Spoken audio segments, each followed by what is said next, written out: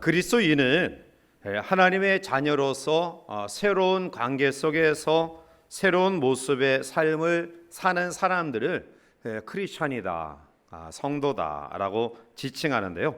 자, 따라서 그리스도인은 그리스도 안에서 만들어진 사람들이기 때문에 예수님을 중심으로 살아가야 됩니다.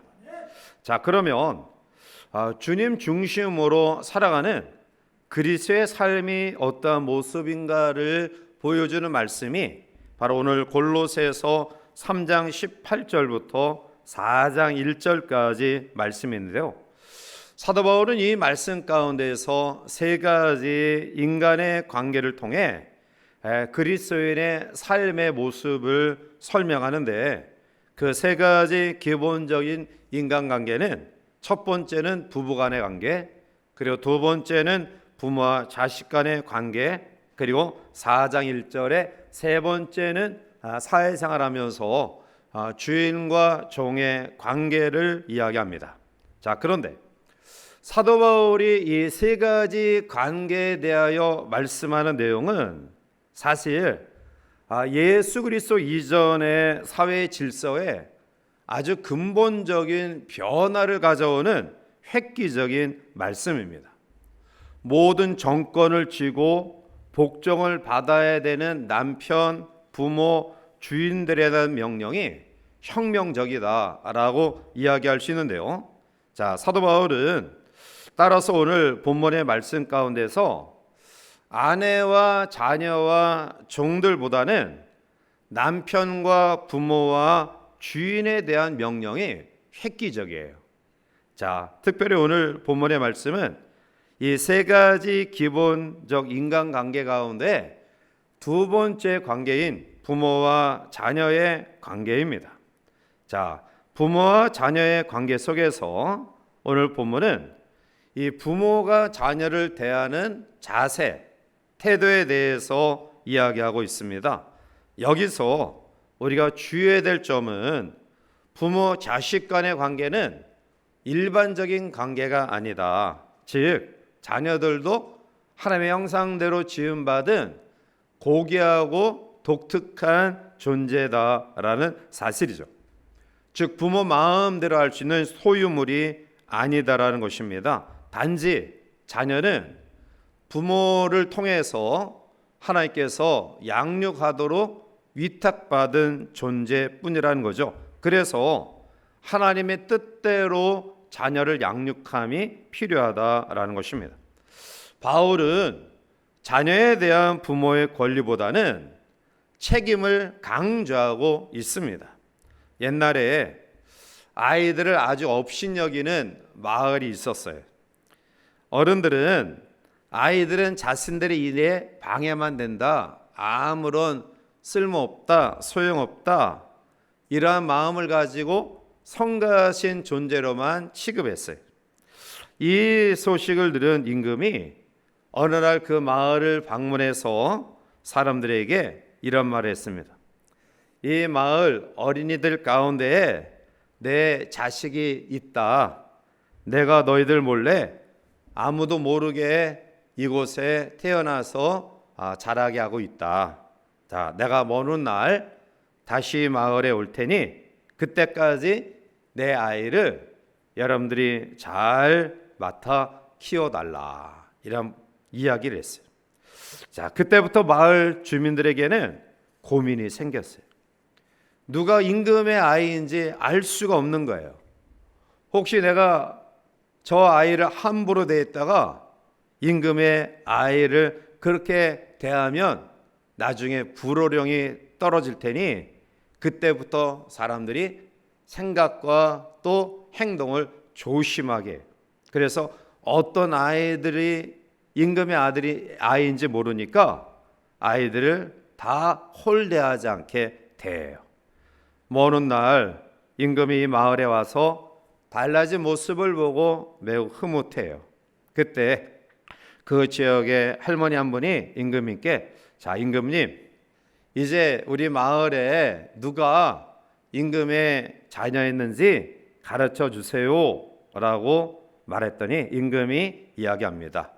이 마을 어린이들이 전체가 내 친자식입니다.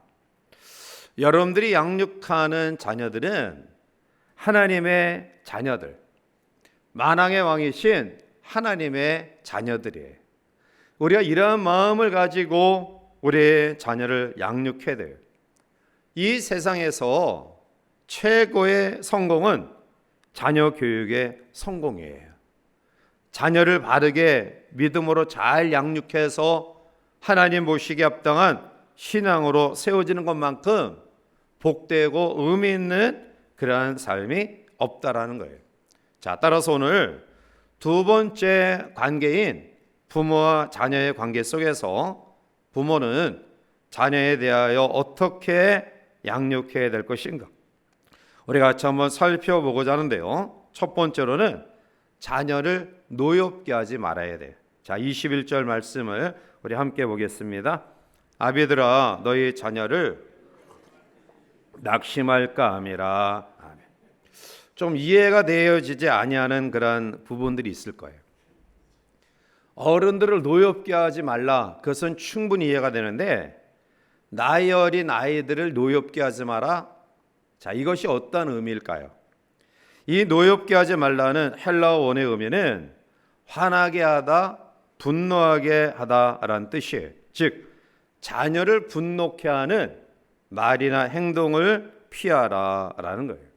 자, 그러면 우리의 자녀들이 언제 격노하고 또 화를 내며 분노하며 그리고 낙심하게 될까요? 몇 가지 이유가 있어요. 첫 번째로는 자녀들이 무시를 당할 때 분노해요. 인격이 무시당할 때, 한 인격적인 존재로 인정받지 못할 때 아이들은 낙심하게 돼. 물론 어떠한 감수성이나 또 인격성이나 이런 것들이 성장하기 전에는 사실 모르지만 적어도 교육을 통해서 자기에 대하여 조금씩 알아가는 과정 속에는 이 무시당한 것처럼 아이들을 화나게 한 일이 없어요. 사실 예수님 시대의 사회 풍조는 어린아이들을 한 인격체로 취급하지 않았어요. 그래서 우리가 잘 알듯이 성경에 계수할 때 여자와 어린아이들은 그 계수의 숫자에 들어갈 수 없었어요. 그래서 항상 남자 또 뭐 성년 12살 이상, 뭐 20살 이상 이러한 사람들만 계수에 들어갔는데, 그것은 아이는 부모에게 종속되어 있는 존재다라는 의식이 예수님 오시기 이전에 유대 사회에 팽배했어요. 이러한 사상과 의식은 우리나라도 마찬가지죠. 유교 문화에 익숙한 우리나라도 사실은 어린아이들을 독립적인 인격체로 인정하지 않았습니다. 이러한 문화적인 풍조에서 살아온 유대인들은 사실은 아이들에 대하여 존경하는 그런 마음, 귀중히 여기는 마음, 인격체로 대하지 않았는데요. 예수님은 당시 이러한 잘못된 풍조를 과감하게 깨트리십니다. 마태복음 19장에 보면 자식들이 예수님의 축복을 받게 하기 위해서 몇몇의 부모들이 아이들을 데리고 예수님 가까이 와요. 그런데 이 부모들은 예수님을 만나기도 전에 제자들에 의해 거절당합니다. 왜냐하면 바쁜 예수님이 아이들까지 만날 시간 없다, 또 시끄럽게 떠들게 하지 말고 데려가라, 제자들이 호되게 꾸짖어요. 그러나 예수님은 오히려 제자들을 나무라시면서 아이들을 가슴에 품고 그 아이들의 머리에 손을 얹어 축복해 주셔요. 예수님은 어린아이 하나하나를 어른들과 다름없이 한 인격체로 보셨던 거예요. 그들도 하나님 앞에 축복받아야 될 귀중한 영혼이라는 사실을 제자들과 사람들 앞에 보여주신 것입니다. 따라서 오늘 우리는 우리의 자녀들이 어리다고 해서 그들의 인격이 불완전하다, 완전히 조성되지 않았다, 그래서 무시하거나 멸시해서는 안 됩니다. 자녀는 부모의 소유물이 아닙니다. 하나님이 잠시 맡겨놓으신 그러한 위탁받은 소중한 하나님의 형상대로 지음받은 사람이. 그래서 자녀들을 양육하면서 조금 부족하더라도 우리는 이 자녀를 하나님의 자녀로 여겨야 돼요.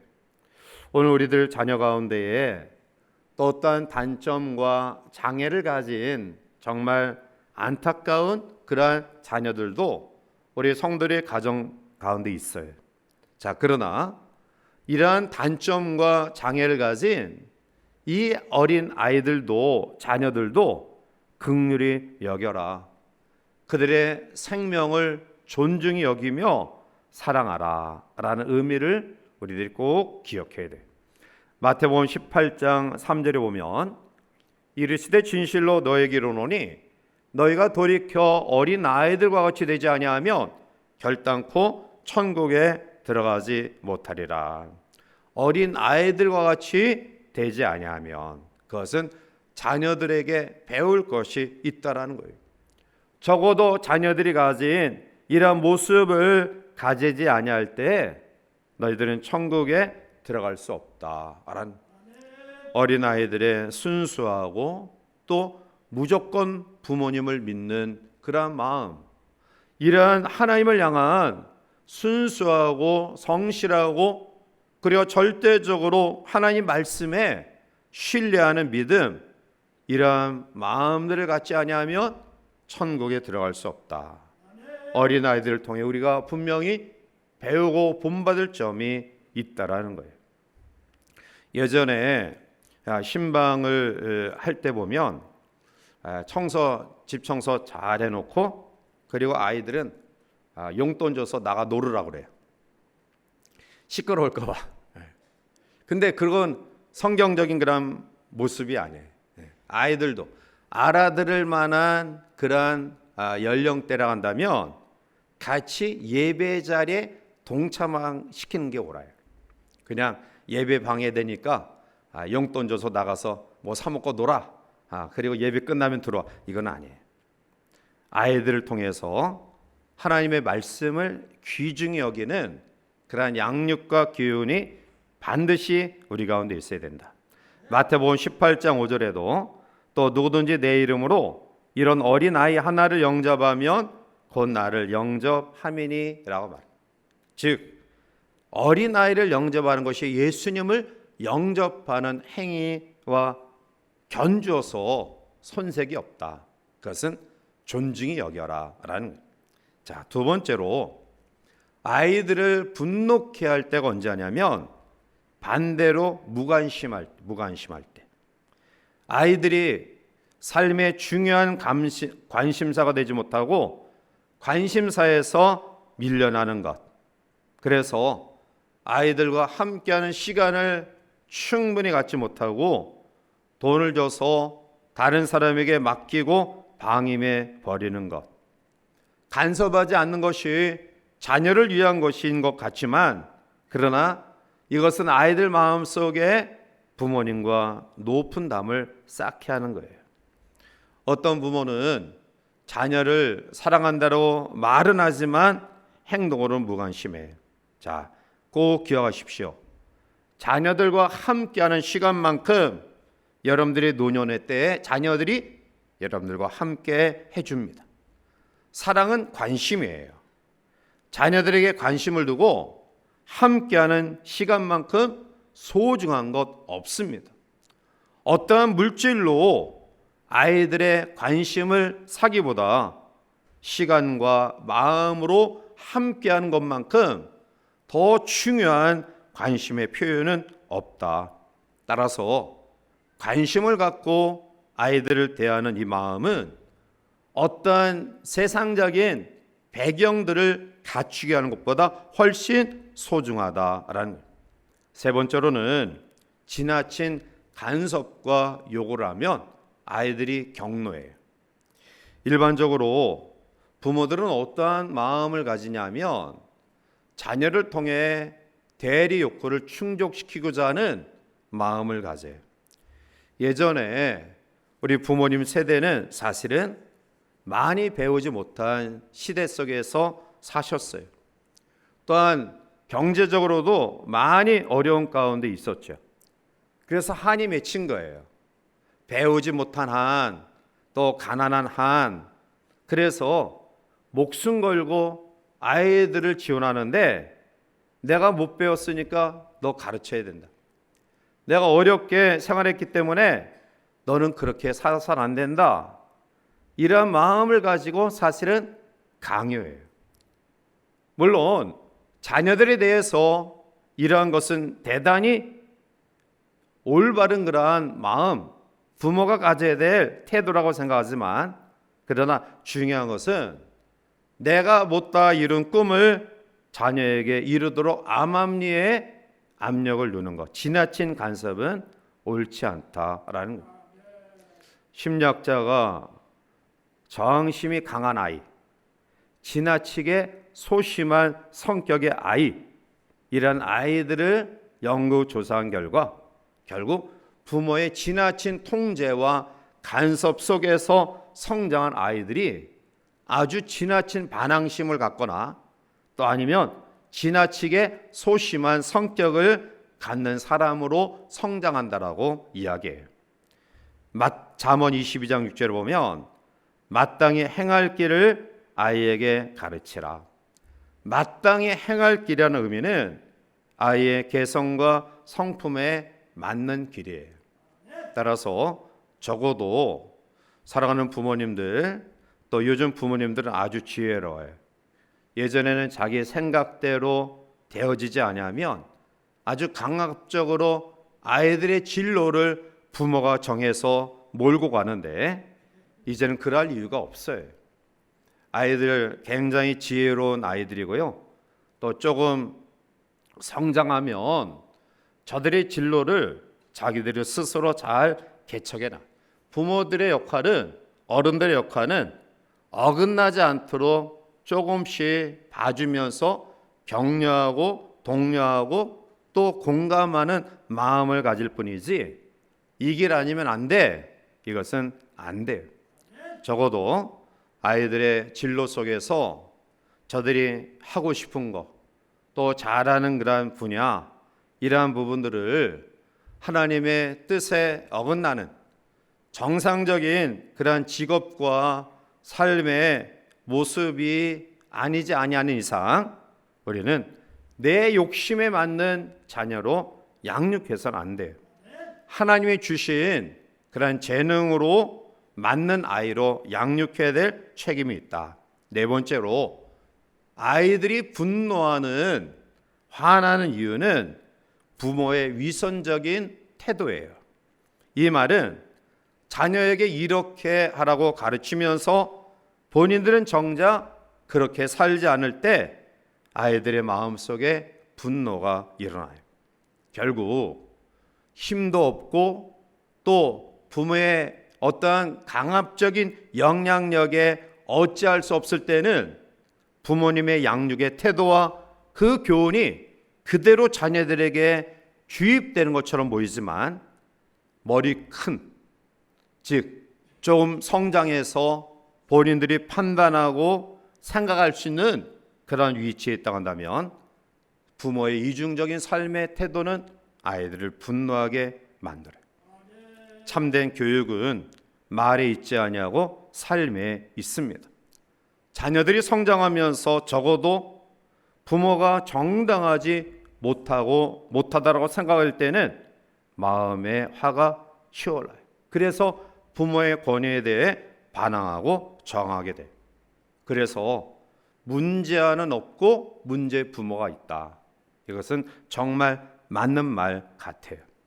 자, 물론 우리가 정직하지 못한 행동을 보일 때가 있어요. 이중적인 삶의 모습을 나타낼 때도 있어요. 자, 부모라고 완전하지 못해요. 아이들이 적어도 성장해 나가면서 어떤 부분들은 이해하고 또 받아들일 수 있는 그러한 이성과 지성과 능력과 생각이 있어요. 그럴 때 중요한 것은 잘못과 실수를 솔직히 고백하는 거예요. 내가 아빠로서, 엄마로서, 어른으로서 이 부분이 참 부족했구나. 내가 좀 생각이 짧았구나. 아이들은 부모의 실수와 잘못에 대해서 노하는 게 아니라 그 부분을 인정하지 아니하고 감추려는, 또 다른 것으로 핑계하는 그러한 모습들을 더 분노해요. 자, 따라서 오늘 우리들이 완전하지 못하지요. 부모라고 해서 완전할 수 있습니까? 그렇지 못합니다. 인간이 완전한 사람이 어디 있어요?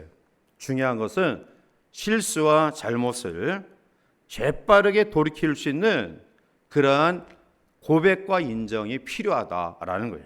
자, 따라서 부모들이 자녀를 분노케 하는 그러한 요인의 네 번째는 위선적인 삶의 태도다. 자, 따라서 결국 문제 부모가 문제 아를 만든다라는 사실을 기억하면서 오늘 주님을 통해 우리에게 주신 말씀, 자녀를 노엽게 하지 말라라는 그러한 말씀을 부모된 또 어른된 우리들이 먼저 지켜야 돼. 자, 두 번째로 우리의 자녀들을 어떻게 양육해야 되느냐? 말씀으로 가르쳐야 돼요. 에베소서 6장 4절 우리 말씀을 우리 함께 보시겠습니다. 에베소서 6장 4절 또 아비들아 너희 자녀를 오직 주의 교훈과 훈계로 양육하라. 주의 교훈과 훈계로 양육하라. 이 말은 한마디로 말하면 말씀으로 양육하라라는 거예요. 부모가 자녀를 노엽게 하지 않는 것으로 그 책임이 끝난 것은 아닙니다. 자녀를 낳았다고 해서 부모가 아니고요. 자녀가 원하는 것을 다 들어줬다고 해서 부모의 책임을 다한 것은 아닙니다. 좋은 학교 보내려고 일부러 좋은 학군에 이사를 가고 또 좋은 명성 있는 선생님 있는 학원에 고가의 그러한 학원비를 대면서 자녀들을 지원한다고 해서 그것이 부모의 책임을 다한 것은 아니다. 부족함이 없는 환경, 인간적으로 좋은 환경, 그것이 부모의 모든 책임을 다하는 것은 아니다라는 거예요. 마땅히 자녀에게 가르쳐야 될 부분을 가르쳐야 된다. 주의 교훈과 훈계로 양육하라. 그것은 하나님의 말씀으로 마땅히 행해야 될 도리를 가르쳐야 될 책임이 있다라는 거예요. 자, 그런데 교훈과 훈계로 양육하라라는 것은 쉽게 이야기하면 당근과 채찍을 겸해서 교육하라라는 거예요. 칭찬과 격려, 또 용기를 북돋우는 그러한 마음. 그러나 잘못에 또 실수에 대해서는 과감하게 그 부분을 교정시키는 훈계가 필요하다라는 거죠. 자, 따라서 주의 교훈과 훈계로 양육한다라는 것은 말씀으로 교육하며 격려하며 또 훈계하며 잘못된 것을 바로 잡아줘야 된다는 거예요. 성경은 복 있는 사람이 어떠한 사람이라고 이야기합니까? 복 있는 사람은 시편 1편 2절에 보면 오직 여호와의 율법을 즐거워하여 그 율법을 주야로 묵상하는 자가 복되다. 그 복된 자에게 어떠한 은혜를 주시느냐? 시편 1편 3절에 보면 시냇가에 심은 나무가 철을 따라 열매를 맺으며 그 잎사귀가 마르지 아니한 같으니 그가 하는 모든 일이 다 형통하리로다. 아멘. 지식도 필요하고요. 우리의 자녀들 학벌, 또 스펙, 또 건강 여러 가지 것들이 필요해요. 자, 그러나 정말로 필요한 것은 하나님의 말씀입니다. 말씀은 생명이고 소망이고 쉼이에요. 이 말씀이 노인보다 더 지혜롭고 원수보다 더 지혜롭고 모든 스승보다 지혜롭게 한다라고 말씀하고 있어요.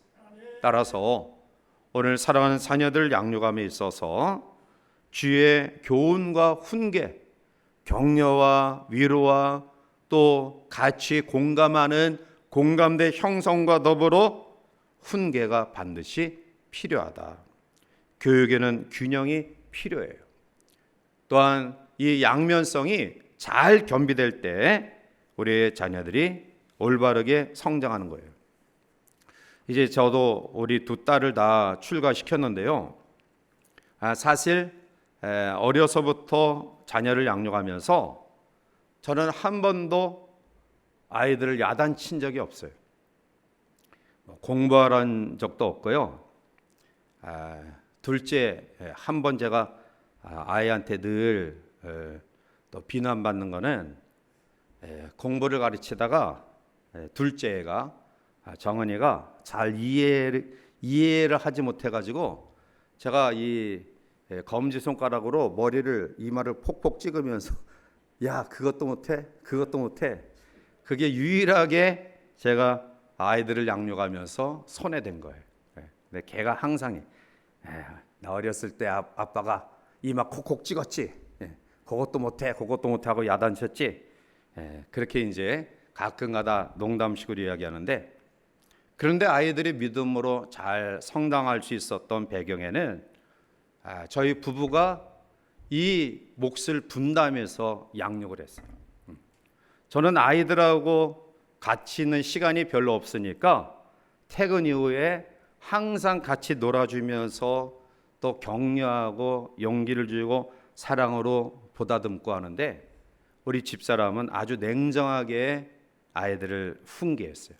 그래서 어지럽히는 것, 시끄럽게 떠드는 것, 이러한 부분들에 대해서 아주 냉정하게 야단치면서 양육했는데요. 그런데 여러분 보십시오. 우리 아이들이 지금 출가해서 또 아이들을 양육하면서 아버지 은혜, 어머니 은혜, 자기들이 판단할 때는 어머니 은혜가 자기들을 이렇게 바르게 세웠다라고 이야기해요. 그러니까 제가 사랑으로 품은 것보다는 어머니가 아주 냉정하게 옳고 그름에 대해서 양육하고 때로는 야단치고 또 이 한 부분이 자기들을 바르게 세운 그러한 원동력이 되었다. 그래서 어머니가 자기들 이렇게 또 부족하지만 또 신실한 신앙인으로 자기 몫을 감당할 수 있도록 세웠다. 그런 이야기를 하더라. 다윗이 죽기 전에 얼마 전에 넷째 아들 아도니아가 반역을 꾀했어요. 열왕기상 1장 6절에 보면 그는 압살롬 다음에 태어난 자요 용모가 심히 준수한 자라. 그의 아버지가 내게 어찌하여 그리하였느냐고 하는 말로 한 번도 그를 섭섭하게 한 일이 없었더라. 무슨 말이냐면 아도니아는 다윗의 아들들 가운데 용모가 화려하고 준수한 그러한 아들이에요. 이 아도니아가 잘못을 했어도 다윗은 한 번도 훈계하지 않았다라는 거예요. 거기에 문제가 있었고요. 결국 그는 아버지의 왕자를 찬탈하는 반역죄를 저질러요. 잠언 13장 24절을 보면 매를 아끼는 자는 그의 자식을 미워함이라 자식을 사랑하는 자는 근실이 징계하느니라 라고 말해요. 훈계를 안 하는 것은 자녀를 사랑하는 것이 아니라 미워하는 거예요.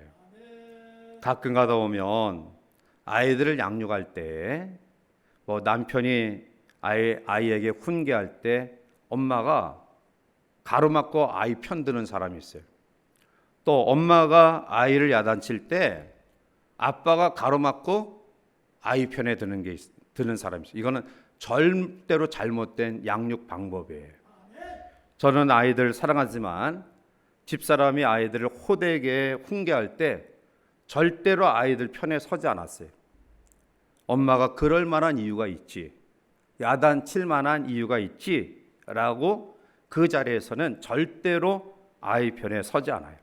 그리고 눈물 이제 콧물 다 빼고 난 다음에 살포시 안아주면서 엄마가 너희를 사랑하기 때문에 또 지금은 알 수 없지만 아마 성장하면 그 마음을 알 거야 라고 혼자 있을 때 위로해요. 다시 말하면 배우자와 자녀 사이에 갈등이 있을 때 자녀 편을 들어서는 안 돼요. 그것은 자녀를 망치는 일이에요.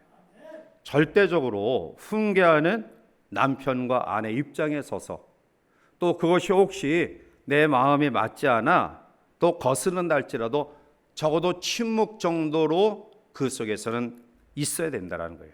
그것이 바로 자녀를 바르게 양육하는 양면성을 가진 좋은 방법이에요. 사랑하는 성도 여러분, 시편 127편 3절에 보면 보라, 자식들은 여호와의 기업이요 태의 열매는 그의 상급이로다 말씀하고, 하나님은 우리에게 자녀를 기업으로 선물로 주셨어요. 우리에게 기업으로 위탁해 주신 소중한 사람들이에요. 주의 뜻대로 양육함이 필요하다.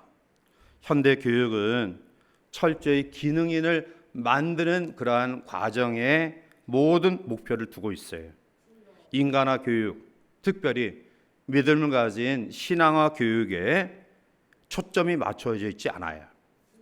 이러한 상황 속에서 우리 부모, 신앙의 부모들도 기능 인간이 되게 하는데 성공적인 세상적인 방법, 믿음을 등한시한, 소외시한 이러한 의식과 생각들을 우리들이 버려야 된다.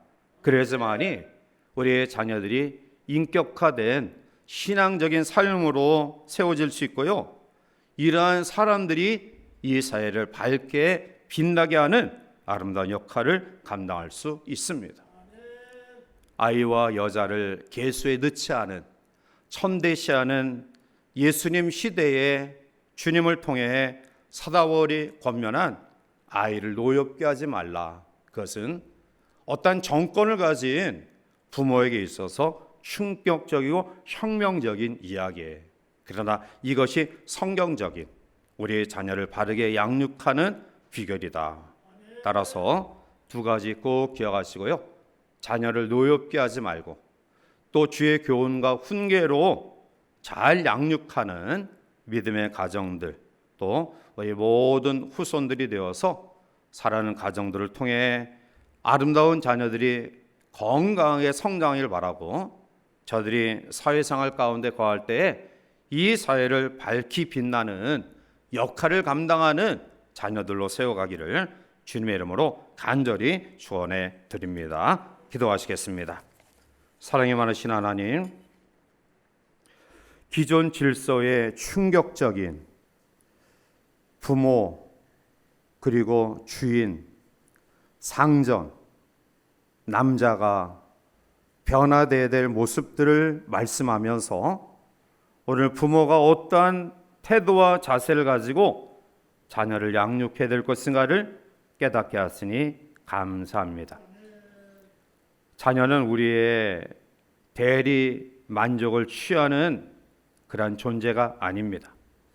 자녀들 또한 하나님의 형상대로 지음받은 고귀한 존재들입니다.